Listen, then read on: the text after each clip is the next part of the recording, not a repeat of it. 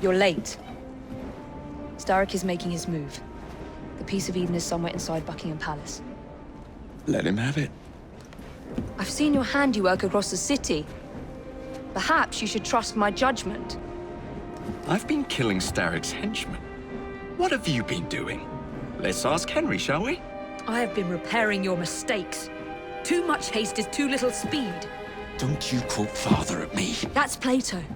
And I am sorry this doesn't involve anything you can destroy. Father was right, he never approved of your methods. Father is dead! Enough! I have just received word from my spies. At the palace ball tonight, Starrick plans to steal the Piece of Eden, and then eliminate all the heads of church and state. Once more for old time's sake? And then we're finished. Agreed. So what's the plan?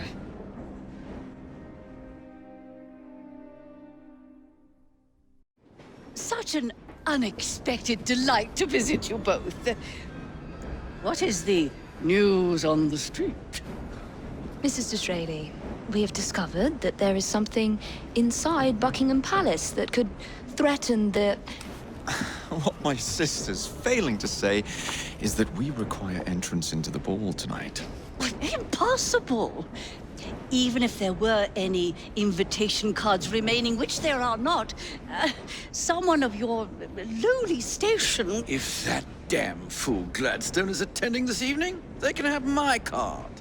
Perfect. Then I'll go alone. Mrs. Disraeli, if you would be kind enough to inform my darling brother of the location of the Gladstones' residence, perhaps he could use his considerable skills to commandeer their cards. What fun! Did you hear that, Dizzy? We're going to pinch the Gladstones' invitations. Thank you for volunteering me, sweet sister. Oh, a pleasure, brother, dearest. Now, Mrs. Disraeli, if you would excuse me, I must visit with the Maharaja. It occurs to me that he may have a second set of plans to a certain vault.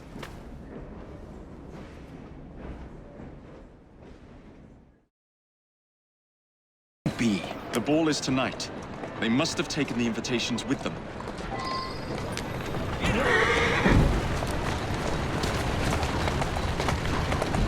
Slow down now!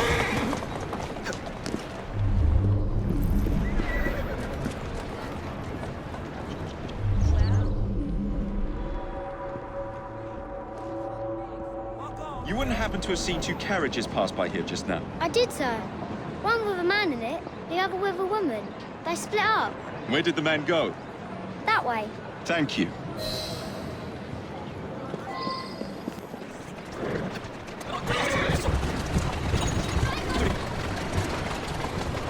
Let's go. Who's with us? That's right.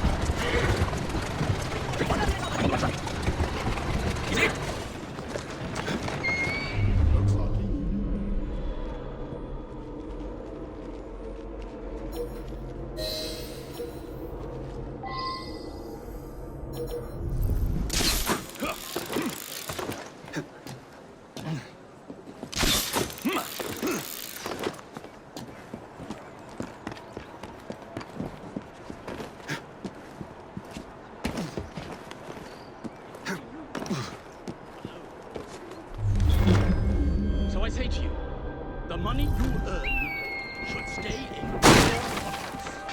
Fellow liberals, I have stood with you, preventing the idle poor from robbing your pocketbooks. I have worked to make peace with our enemies and free British trade to flourish around the world. If the liberals are elected to government, as Prime Minister, I promise you that in Britain, the individual will be free to make his fortune with the sweat of his own brow. Keep your eyes peeled for any antics.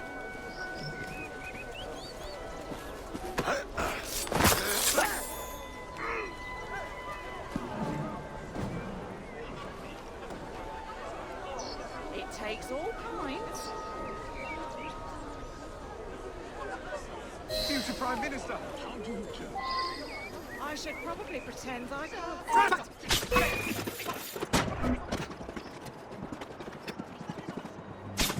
Maybe I haven't been quite as delicate as I could be. Still.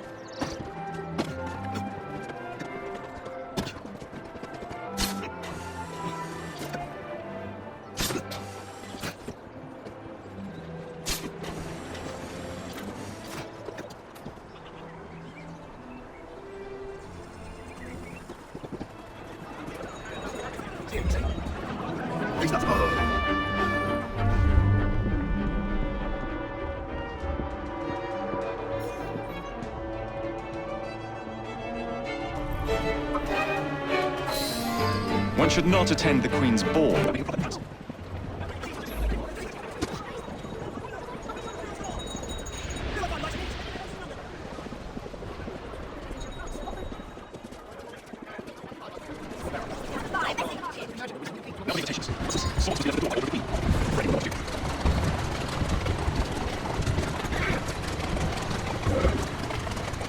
Whoa, easy. Let's go.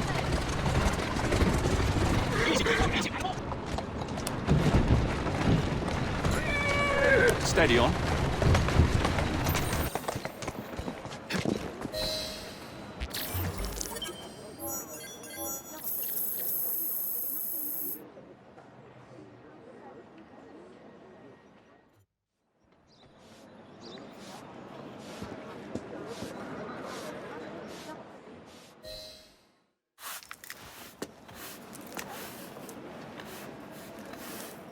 Quite a carriage you got there. Where did you buy it, if you don't mind me asking? Ask all you want, Freddy. You'll never get an answer. Damn it all. Was it my eyebrows? Yes, and your face, voice, and body. Look, I've got an invitation to the Queen's ball tonight. How did you come by that? Freddy, there's to be an attack on the ball. I need to smuggle some weapons inside to prevent it. Supposing I believe you. Only the Royal Guard carries weapons. So? Too easy. For God's sake, Freddy. Fine. I require a guard's uniform. Done. I knew you'd come through. Just promise me, Jacob, that you will return Mr. Gladstone's coach. Of course.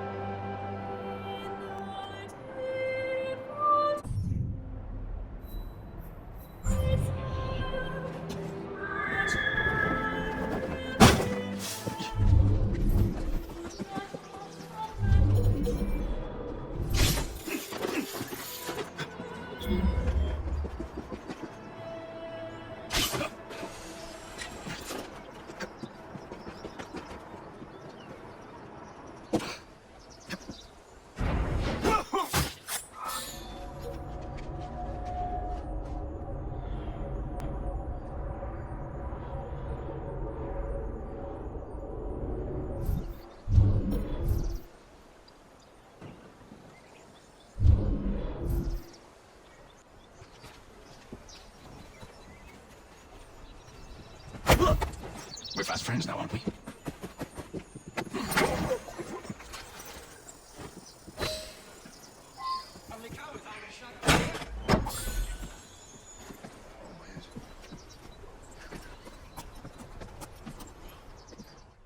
Charming. Now to hide the body.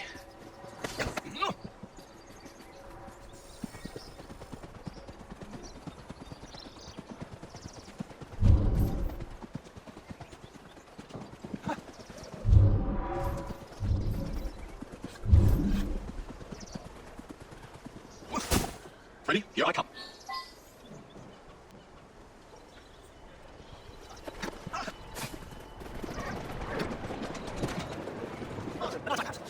Something seems a little off. One uniform as requested. It's still warm. My gift to you? I will meet you on the roof of Buckingham Palace. You're such a romantic.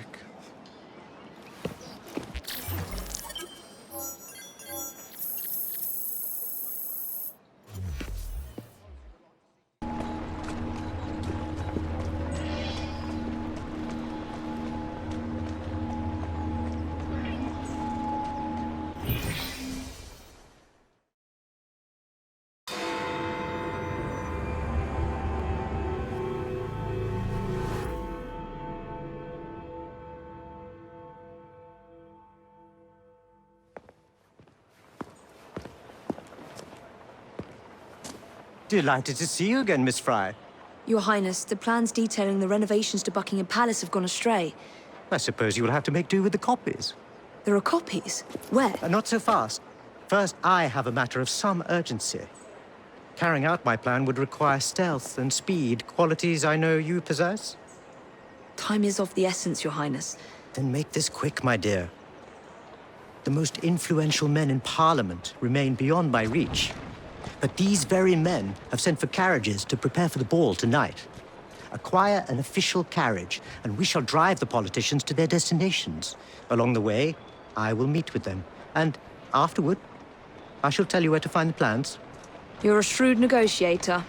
One must be when one is so often underestimated.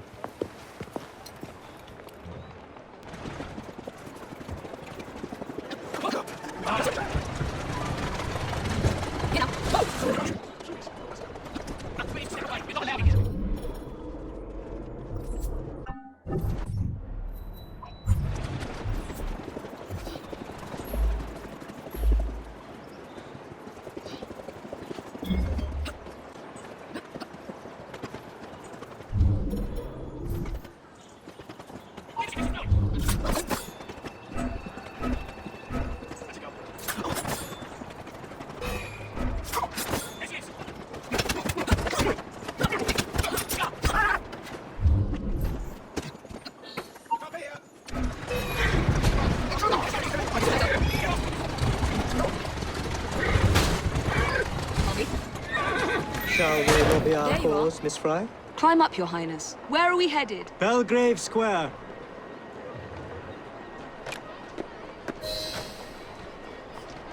That's it.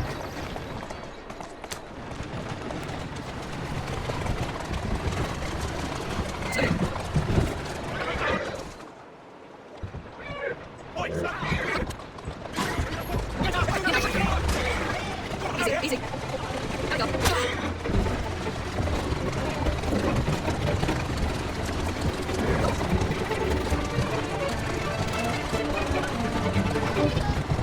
Slowly now. Tourist station, please, and on the double. Come on. My son is anticipating my arrival. Welcome, sir. Your Highness, what a surprise. Is life not about embracing the unexpected? I shall take but a few moments of your time. A matter of utmost importance must be discussed. When the Commonwealth seized the Punjab from my people... It was not a seizure, but a rightful transaction. Britain promised to protect me. By robbing me of my kingdom, Parliament acted in violation of the treaty signed with my family. Here, read it. I was not aware. Read. That is all I ask. You are one of the few in a position to help. I will do what I can. Thank you, sir.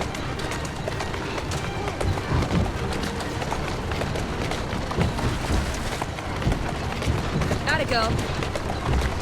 I trust you and your son will enjoy the ball this evening. He is newly returned from Delhi. I will share what we have discussed. It is most disconcerting. That proved quite valuable. Where to now? St. James's Park.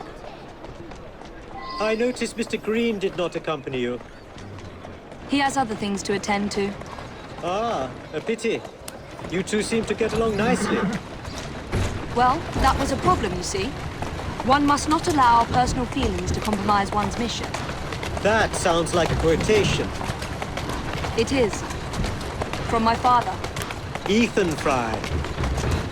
You knew him? No, unfortunately. But Mr. Green spoke of him. He sounded like an extraordinary man. He was, Your Highness. And your mother as well, Cecily Fry. She and your father were partners, inseparable. The only duo that came close to challenging Mr. Starrick. And very much in love, at least from the small amount I have been told. Cecily. I wish I could have met her. From what Mr. Green gathered, you share much in common. Your intelligence, for one. Father never spoke of her. What would Mr. Green know? He was only a boy when he trained with my father. Children can be quite perceptive, Miss Fry. Come on. Slow down. There you are. Oi! What's your game?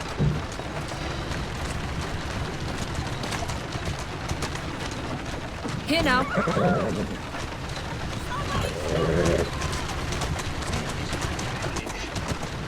To Parliament, please, on the double. Yes, sir. Good day, sir. Why, what are you doing here, Your Highness?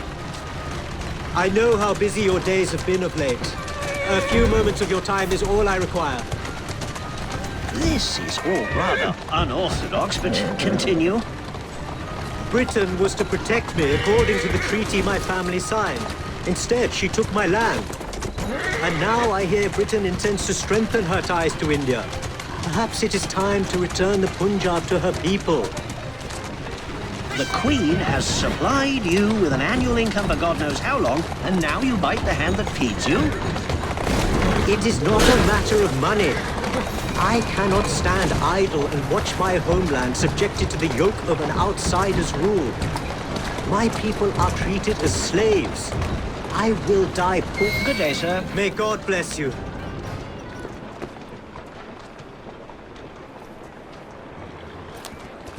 Only one more remains. To the Gladstone residence. Do you miss India? I remember that my mother smelled of cinnamon. And when she cradled me in her arms in the summer heat, I would hold so still that she fell asleep. When I lost my kingdom, it hurt. But truly, when they took my mother away, I saw her again 2 years before she died. The summer long since faded. I miss her. I miss India. To the Syndicate Club, straight away.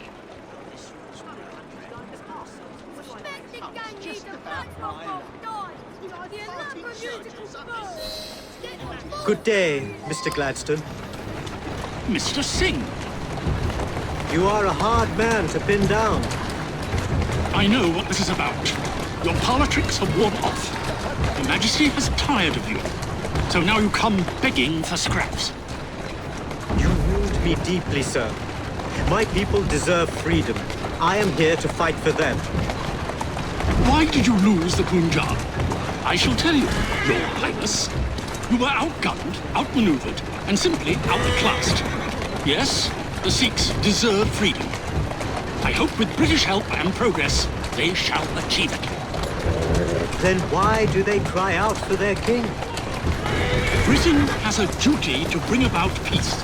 It is an enormous responsibility, and I value your guidance and advice, along with that of Parliament. But it's our burden to rule India, and certainly not the duty of a forgotten leader who has much luck, Your Highness, with your lobbying.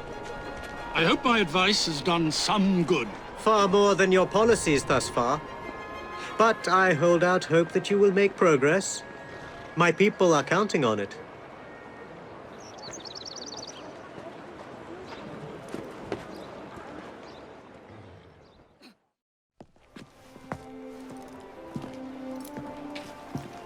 Thank you, Miss Fry, for forwarding my cause.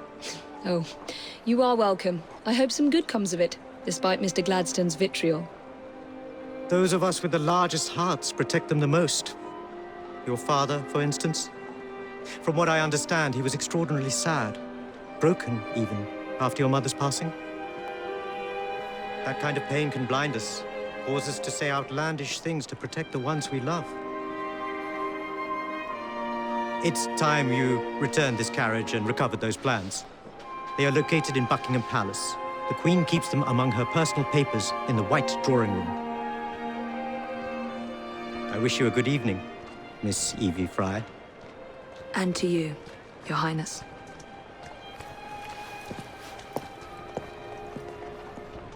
How's your brother? Not dead yet, I hope.